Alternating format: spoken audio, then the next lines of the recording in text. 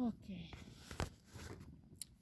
Well, our moon cycles is a very big gateway and power time for us women. Many people talk about the full moon. Full moon is a outward kind of time when we have parties, come together, we celebrate, we make love, create life. The new moon has a different energy. The new moon is inner work. The new moon is more the mystical energy.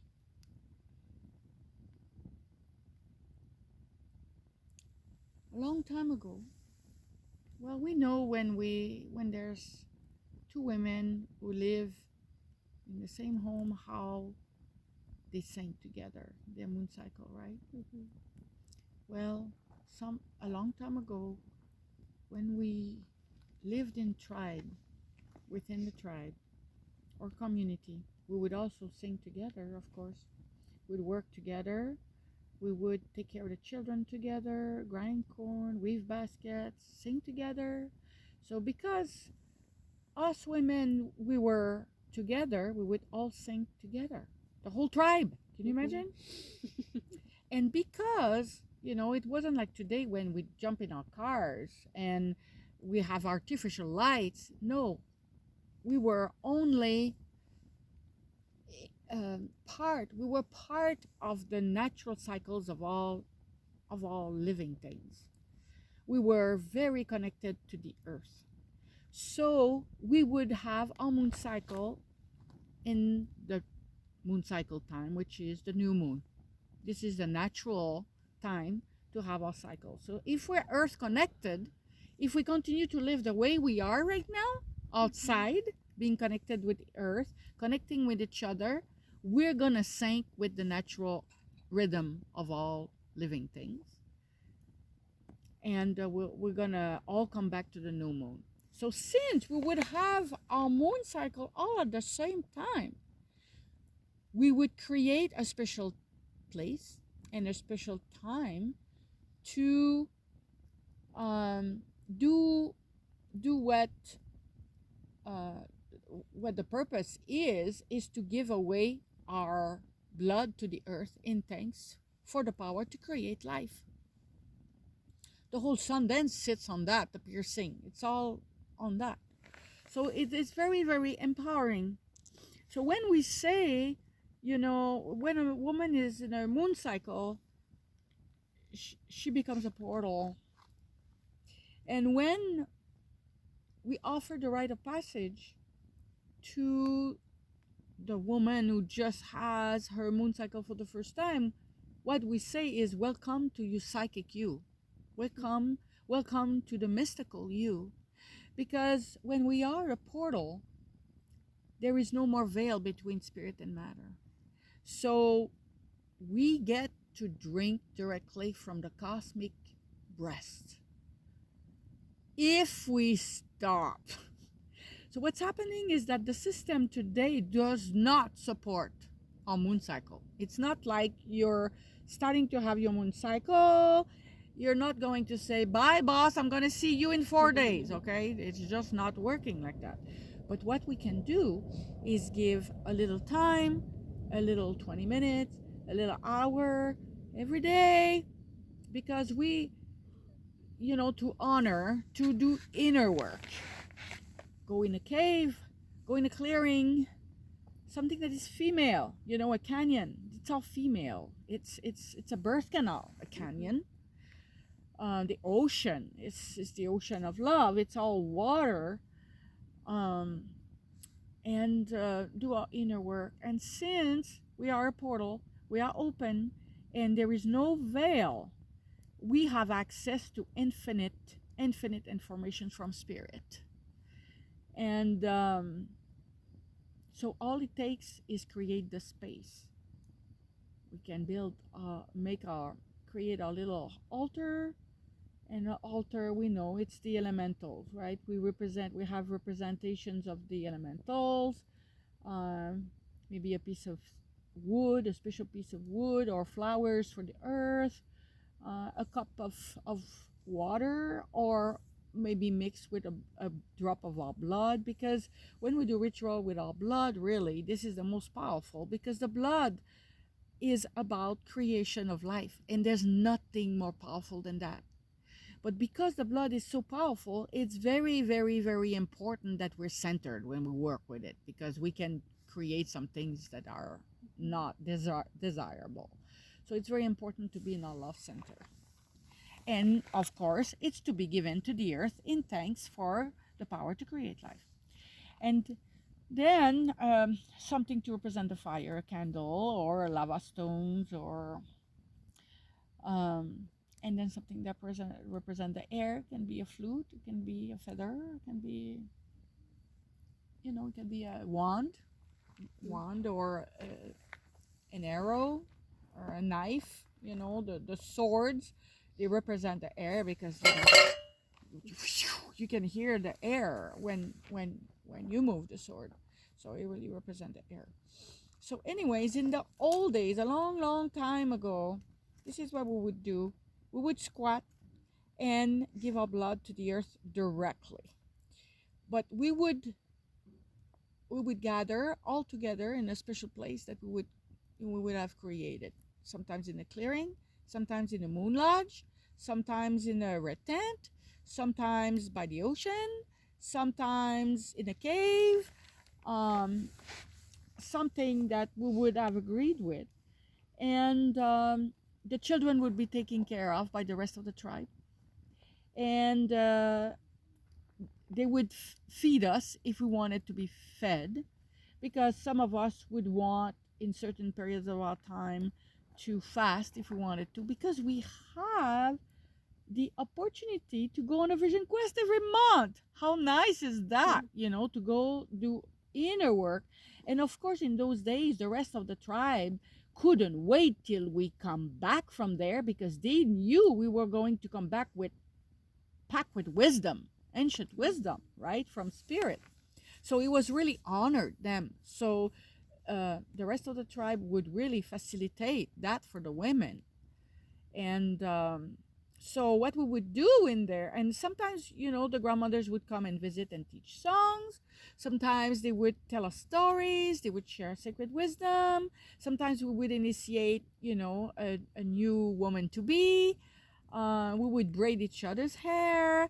We would, massage each other's feet, sing songs together, and then do our inner work and go in our silence and gather wisdom and offer and give our offering to Mother Earth.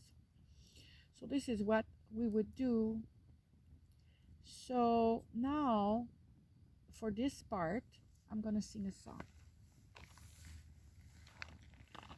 My blood is the river to my body. My body is the river to my soul. My soul is the river to the universe. Let it flow, let it flow, let it flow. My blood is the river to my body. My body is the river to my soul. My soul is the river to the universe. Let it flow, let it flow, let it flow. My blood is the river to my body. My body is the river to my soul. My soul is the river to the universe. Let it flow, let it flow, let it flow. Let it flow, let it flow, let it flow. This song was channeled by a sister of mine, and while she was bleeding and taking a bath, it came to her, and she shared it with me. and give me the permission to share it. So I am sharing it. So she's a sister who's been honoring a moon cycle even before me.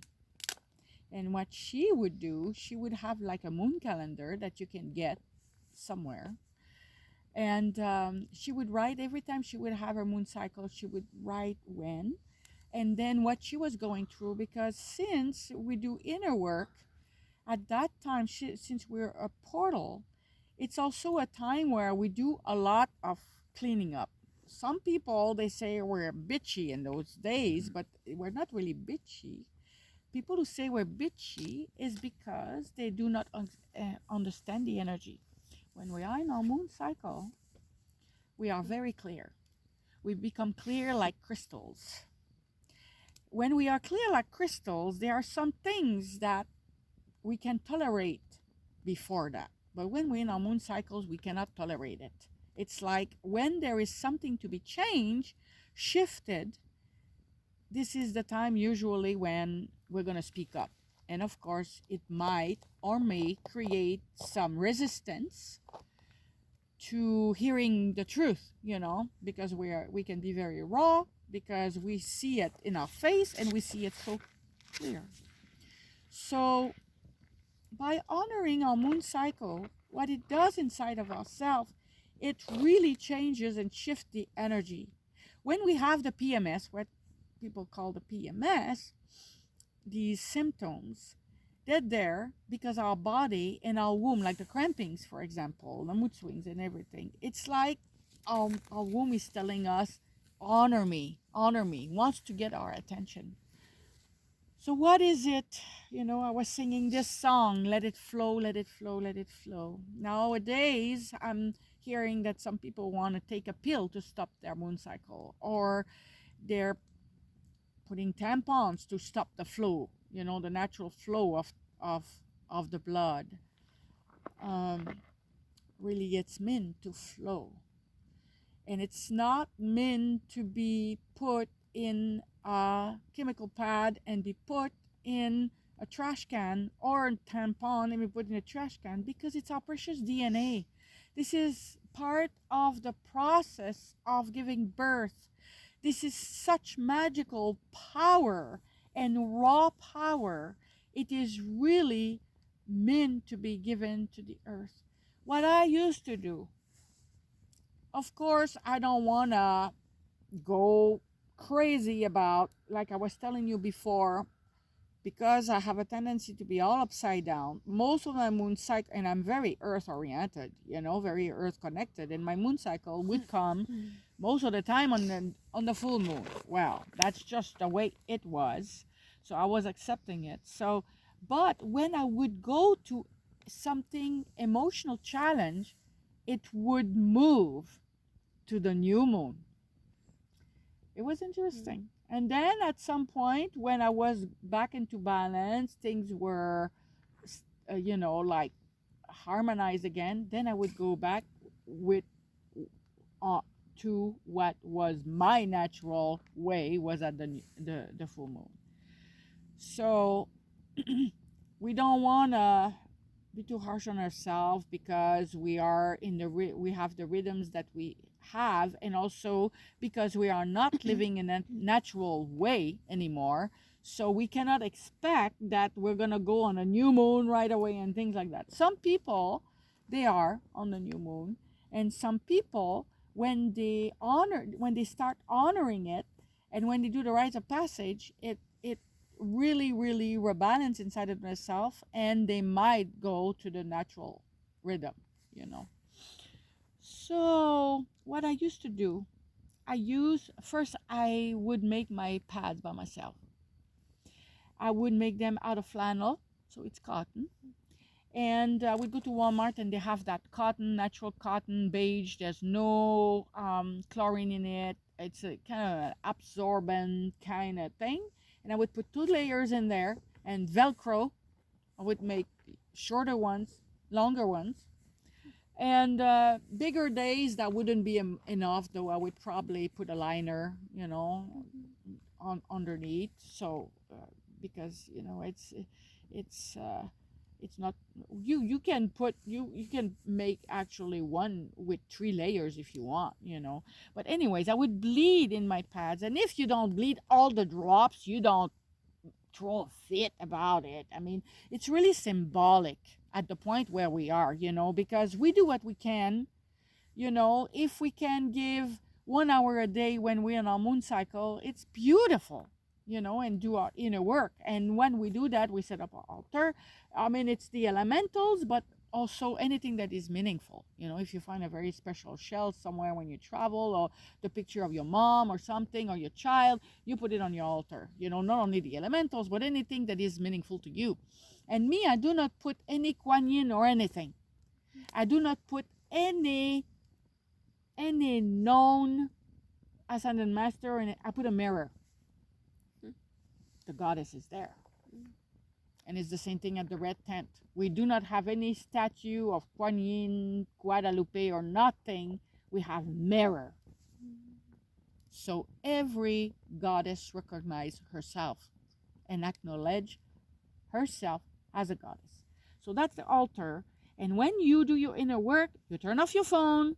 If you have a child, you say, okay, my darling, for maybe an hour, you go occupy yourself and you go play because mama needs to do her work, right? So we set up a time.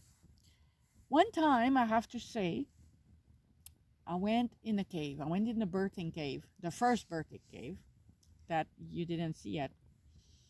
And it was at the end of the day, it was at the sunset, and already sunset time is twilight, is already a portal, right? And when you're bleeding, you are a portal, so it's double portal.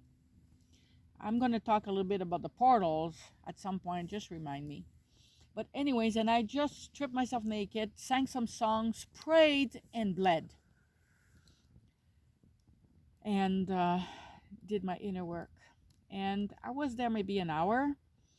So when it was dark, I just got out of there, and I happened to go to New Frontiers. It's Whole Food now. It used to be New Frontiers. I go there because I needed something, whatever I needed. And my friend looks at me, one of my friends, and he's a medicine person, he did Sundance a lot in his life. And he looks at me and he said, where the heck have you been? It's just to tell you, I wasn't aware of that. Well, I was kind of in my, we get in an altered state because it's a very, very profound action to do. When you give away your blood, you give away the nurturement. What is the blood? This is what nurtures the fetus when you nurture life, right? Through the blood, the fetus is nourished and grows. Other than that, it wouldn't. So that blood is very special. It's got all the nutrients. Actually, they say that the blood is the most nutritious food on earth right now. And bee pollen is the second. So you could survive out of your blood. Just so I know we're not thinking about it, but it's good to know that, you can offer your blood to your garden since it's so nutritious, and you don't leave it in a bowl like laying around because your dog's gonna go. Your dog's gonna go for it because the dog knows what is good for it, And you can give it to a tree that's having a rough time.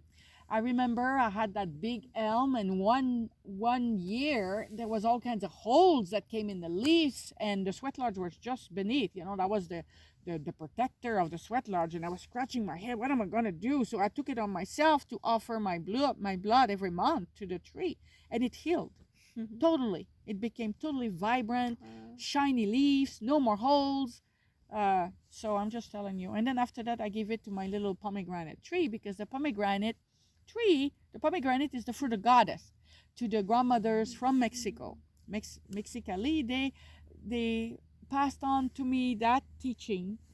And this is that, when you cut a fruit, usually it's 5-pointed star, talking sacred geometry here. Well, the pomegranate can be 5, 6, 7, 8 pointed stars. So it's very high vibration. So if you're, of course, eat something that's high vibration, it's just going to activate what's the high vibration energy inside of yourself. And you can use the pomegranate, the lovers together, because it's the fruit of God, the goddess is the fruit of love. So you can do the ritual of the pomegranate, fixing a pomegranate together before the love ritual. And it's not like the woman fixes it for the boat. No, both fix the pomegranate and go through. Did you ever fix a pomegranate? You go through a little chamber and you gotta be very gentle, or you lose the precious blood of the fruit, the precious juice, which is yumminess. And so you gotta be very gentle. You gotta be almost like in a meditation state when you fix it, and you go deeper through little chamber to little chamber and getting the fruit, and then you feed each other the pomegranate, and you say a prayer. Because of course, lovemaking was always a very sacred act. You invite the love, you invoke the love. Our beds used to be altars. We used to make love on altars all the time. Before the beds, we would make love on altars. That's the way it was. This is also a very profound thing when you think about it. So when you think that your bed is an altar, there's a lot of things that you might not do on the altar. If you know how sacred an altar is, you're going to make sure that whatever is going to happen on this altar is going to be high frequency. It's going to be. So maybe this is something that we might want to think about bringing back, if we start thinking, at least seeing our bed as an altar, and say a prayer before, like set an intention, a very high vibration intention before we make love, because we co-create together. It's like the pipe, exactly like the pipe. So what I would do, I would bleed in my pad, and then I would put it in my special bowl. The special bowl, you shop for it. And, I shop in thrift stores, and I had different bowls. First, I had that beautiful Mexican bowl that I found at Algodones. And there was like those beautiful datura flowers and corn. It was perfect. It was very female, right? And then after a while it cracked. I said, oh, I need to find another one. Then I found this purple one, and there was like a spiral. I said, oh, that's nice. But it wasn't deep enough. I would make messes everywhere.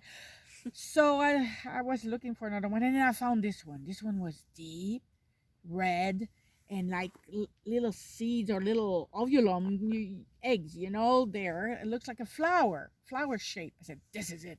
It was deep enough. So it became my blood ritual, like moon cycle ritual blood bowl. So really, you feel attracted. It's you try to not use any bowl. You have to use a very special bowl to do this. So I would put my pads there drying and put it off of my dog when I used to have a dog. And when I would gather with the women, usually we would have a lodge, like a all women lodge, for example. I would get it out and I would pour water over, usually, well water or river water, the most pure water. And then I would let the blood, soak in the water, and then I would, like squeeze the pads, and I would have it. And if I want, and what we do when we have our woman initiation, we prepare a beautiful brew, because this bowl is like a cauldron of creation. It's like a womb, creation, like the sweat lodge, creation. They're all wombs. They're places, sacred representant, something that represents the power to create, and the blood goes with that. Blood and womb goes together.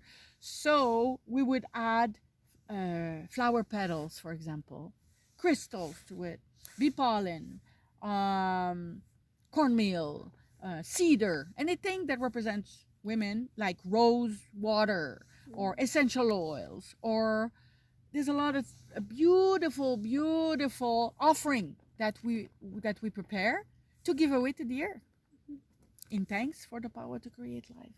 And this is a ritual that's so easy to do. I mean, it's not very complicated. And you can do it by yourself or you can do it with others. Um, I heard of a woman, what she would do, she would bleed in um, like a paper towel, for example, or a tissue, and impregnate the blood with her prayer. And then she would bury it. And what it does, it disintegrates. And then when it's all piece of nothing, then it manifests. You can offer your blood to a river. Rivers and creeks are the blood of the Mother Earth. So blood and blood, that goes together, right? So you can offer and imagine that with your blood, the river gets purified, because it's so magical, it's so high vibration. Okay. So when we give away our blood, so just to say that there's as many rituals as women. And my friend who passed on that song that I sang before, what she would do, she would write what she's going through every time she has her moon cycle. So because every time we have a moon cycle, we have a breakthrough. Like what I was saying, we're kind of going on a vision quest. So every time we do the process through our moon cycle, we let go of something. We just don't let go only our blood, because it's there. If we do not nurture life, the blood is to be given away, but we are releasing what no longer serve every time. And when we are done with our moon cycle, we are never the same as when we started. Never. We have let go something. So she would write all this. And then, at the end of the year, she would look at all this and see her evolution, what she had let go. So it's a very beautiful way to to keep track of the spirit work that we do with our moon cycle. And so let's pretend that we have created a brew. And of course, I always ask around if there's some women who are bleeding, if you feel like to add to the blood that's there. When I was bleeding, that was easy. I was using my blood. But now I'm not bleeding anymore, so I'm kind of depending on people. So I ask people if they can share their blood. They can just bleed for 5 minutes in a tissue and put it in there, symbolically. It's the symbolic that's very important. And several sisters, the more sisters that say yes to this, the better. And sometimes, there's some sisters that are hesitant about it, and then they go through the whole rite of passage, and then they come to me and they say, Hummingbird, I never thought that we could look at that this way. Next time, I will bring you some blood. Sometimes the women, because it's been so long, those rites of passage, they were lost. For so long we didn't honor our moon cycle. And then there was a lot of witchcraft, and it was dirtied by the church, and the patriarchal really made it look so bad and disgusting and shameful and all this, that the women they're colored with that, and I can understand that the women are, they want to feel that it's true, that it's authentic, that it vibrates with who they are, and they need to be ready for it. So when they feel safe, then they get on with it. And I have to tell you that at the beginning, when I started to do moon cycle, people were basically doing this to me. People, not so many people were ready to hear about this and to use the blood, especially because that is a taboo again. Right.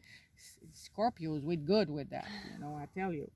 So anyways, but I can tell you what is very positive is that more and more women have read, for example, the Red Tent book and some other books about moon cycles, and we have a beautiful library in our Red Tent.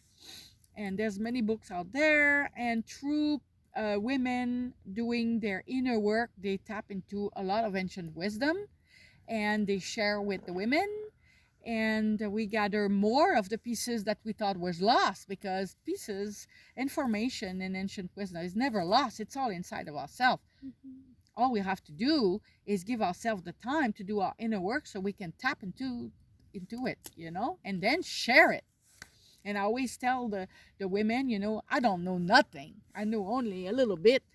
If you want to add to what I know, share with me. Share with me, because I'm a good person I'm a good bridge, so if it vibes with me, I'll take it and I'll share it. Okay, so let's pretend we have our brew here and we're getting ready to give it away. We're going to a tree. I'm going to teach you a song, but this usually we do it at the very last part of our rite of passage.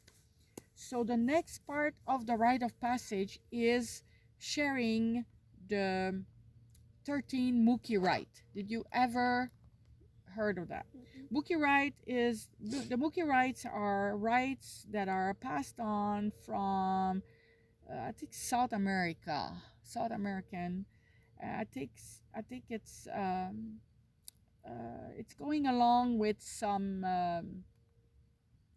different ceremonies there. It could be actually be linked with ayahuasca, but I am not sure 100%. So, but anyways, the 13 Mookie rite is about a womb work, and the foundation of it is that, as we know, sound is very powerful. Sound was the first, and before sound was the origin of everything, it represents the sacred pulse, the sacred rhythm of source itself.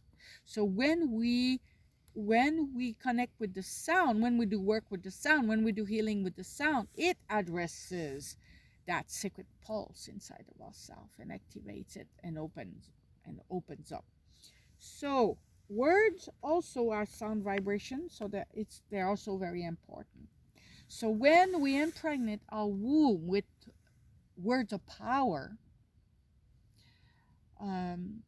words that are very empowering for our womb, a lot of healing takes place. It's like you reset your womb. And it really helps, especially for the women who had traumas, the women who had partners who were dragging entities from drunkenness or whatever, from any partner who would see the woman as not as good as, not an equal, or put them down, or see the woman as a temptress. All this, you can feel it when you make love and the person really loves you for who you are, really sees you as an equal, and really honors you. Someone who's going to really honor you is going to also honor your moon cycle. So when we have our moon cycle, the making love, now that I'm talking about it, since when you have your moon cycle, this is when it's important for you to listen. You are an open portal. So it's very important not to make love when you're an open portal with someone who's angry at you, or angry, period, is not in a good place, not centered, or someone who is under addictions, or someone who doesn't honor the moon cycle, someone who doesn't understand the magic. If your partner understands the magic and loves you,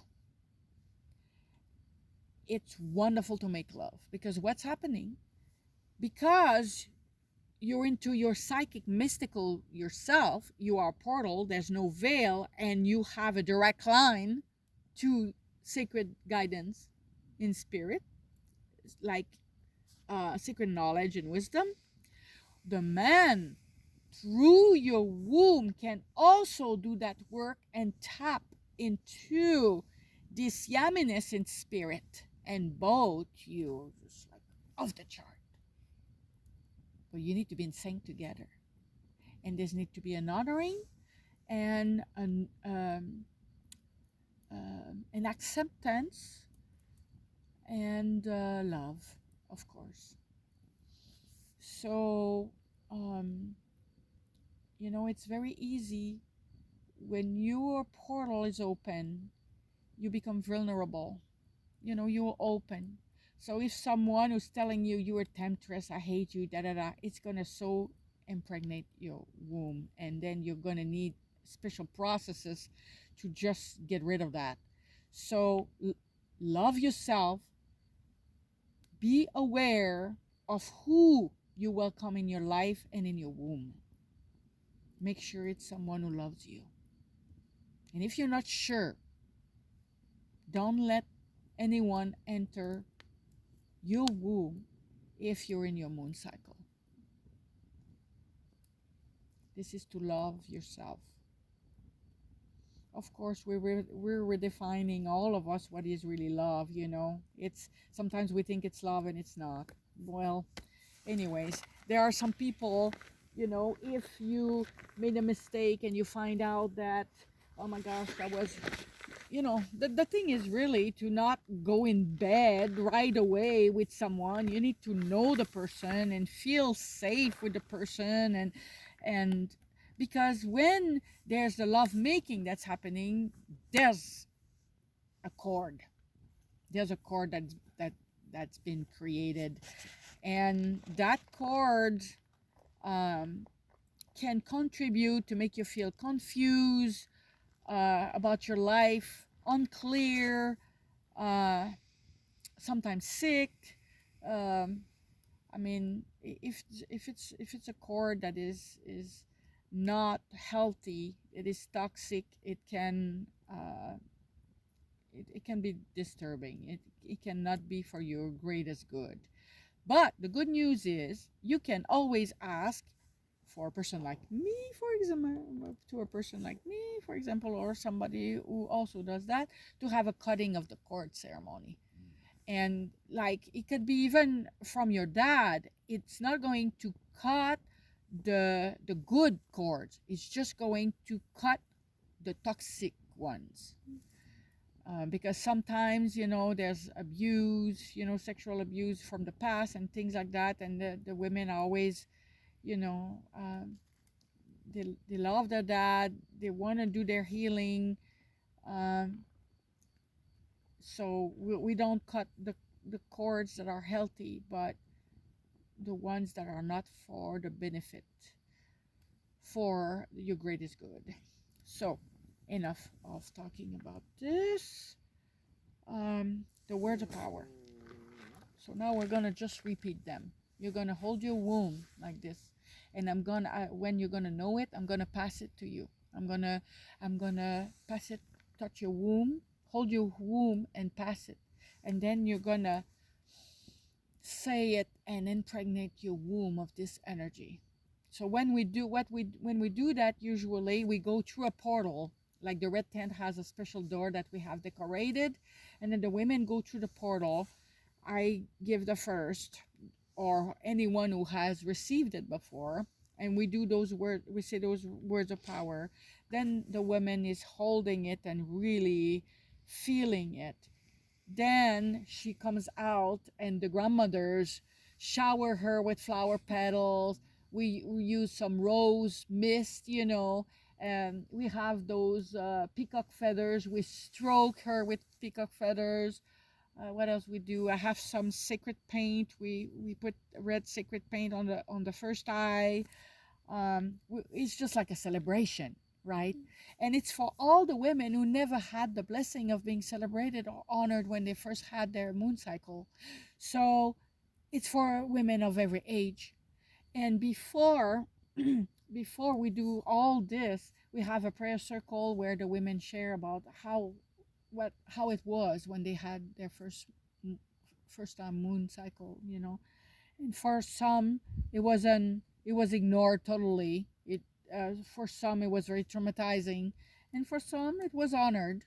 So it's different, but most of like the grandmothers today and the older women, it was like taboo. It wasn't talked about and it wasn't honored at all. So there's a lot of tears, a lot of very powerful emotions when we come in circle and we share about that. So the words of power of this: my womb is not a place to store fear or pain. My womb is to create and give birth to life. This is what it is. My moon, my womb is not a place to store fear or pain. My womb is to create and give birth to life. My womb is not a place to store fear or pain.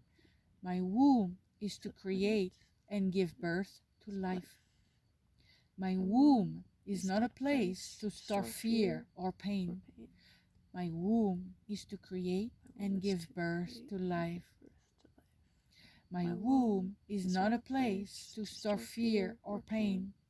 My womb is to create and give birth to life.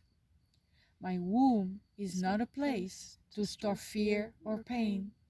My womb is to create and give birth to life. So maybe one day, you have a chance to participate to a red tent going through the whole ritual.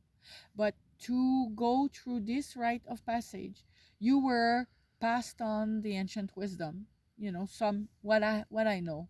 I might have forgotten a few things, but I think it's it's pretty complete. And now the words of power. And then after that, I'm going to share a song that we sing when we give away our blood to the earth. Okay, so get up. I'll put this here. I'll pass it to you. With the fire, all creation as witness of this and this little night here. I it to you. From a crown, a maiden, this day. You say it with me. Okay. My womb is not a place to store fear or pain. My womb is to create and give birth to life. Now you take it in. Now you say it to your womb. You talk to your womb. It's going to shift the energy. It's going to change the way you carry yourself as a woman in this world. It will rebalance everything. It will reset, activate, renew. You will never be the same after this. You will love yourself even more. Okay? Ready? My womb is not a place to store fear or pain. My womb is to create and give birth to life.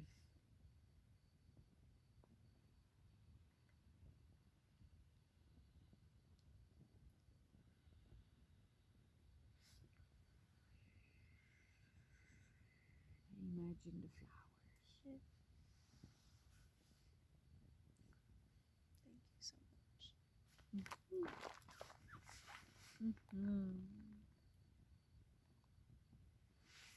And these teachings need to be shared with all women. With the youngings. My dream is to teach that to young girls, of course, tap into the schools and everything. But okay, let's